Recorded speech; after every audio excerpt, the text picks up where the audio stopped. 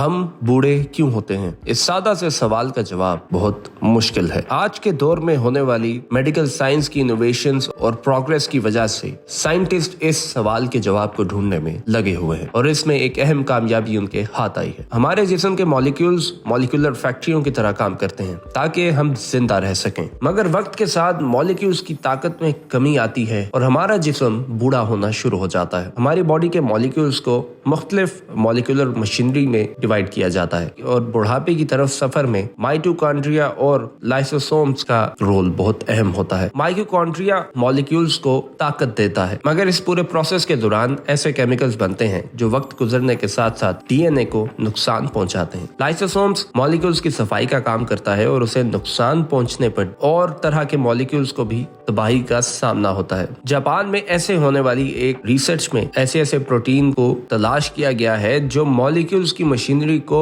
Stable रखने में अहम रोल प्ले करता है। ओसाका यूनिवर्सिटी की इस रिसर्च में बताया गया है कि TFEB नामी मॉलिक्यूल्स स्विच H के DC1 नाम के प्रोटीन बनाने में रोल अदा करता है। रिसर्चर्स अभी इस प्रोटीन की अहमियत तो मुकम्मल तौर पर नहीं जानते, मगर उन्होंने जानवरों पर मुख्तलिफ एक्सपेरिमेंट्स किए हैं। जानवरों के मॉलिक्यूल्स में से ऐसे माइटोकॉन्ड्रिया को निकाला गया जिसको नुकसान पहुंचा था, जिसके बाद प्रोटीन ने माइटोकॉन्ड्रिया से बनने वाले केमिकल्स की सफाई में अहम रोल प्ले किया। ये प्रोटीन लाइसोसोम्स की मुरम्मत भी करता है। माइटोकॉन्ड्रिया या लाइसोसोम्स के काम करने को नुकसान पहुंचने के प्रोसेस को बुढ़ापे या उम्र बढ़ने से होने वाली बीमारियों के साथ अटैच किया जाता है। रिसर्चर्स के मुताबिक ये प्रोटीन फ्यूचर में उम्र बढ़ने से होने वाली बीमारियों को रोकने में अहम रोल प्ले करेगा। इससे पहले जून 2023 में अमेरिका की कोलंबिया यूनिवर्सिटी की एक रिसर्च में बताया गया था कि टोरेन नामी माइक्रो न्यूट्रिएंट उम्र बढ़ने के बावजूद जिस्म को जवान रखने में मदद दे सकता है, जबकि जिंदगी का जो टेन्योर है, जो ड्यूरेशन है, उसको भी बढ़ा सकता है। कोलंबिया यूनिवर्सिटी के एक्सपर्ट्स ने जानवरों पर उसकी एक्सपेरिमेंटेशन की और रिसर्च के रिजल्ट्स में बताया गया कि इस फूड एलिमेंट की कमी दूर करने से जानवरों की सेहत अच्छी हो गई और उम्र में भी इजाफा हुआ। रिसर्चर्स ने बताया कि ब्लड सैंपल से मालूम हुआ है कि चूहों, बंदरों और इंसानों में उम्र बढ़ने के साथ इस एलिमेंट की सतह में ड्रामेटिक कमी आती है। उन्होंने मजीद बताया कि 60 साल की उम्र में एक इंसान के जिस्म में टोरेन की मिकदार में अमूमन 1/3 कमी आती है। इस रिसर्च को मद्देनजर रखते हुए उन्होंने मिडिल एज के चूहों को टोरेन का इस्तेमाल कराया। रिजल्ट में उन्होंने ये पाया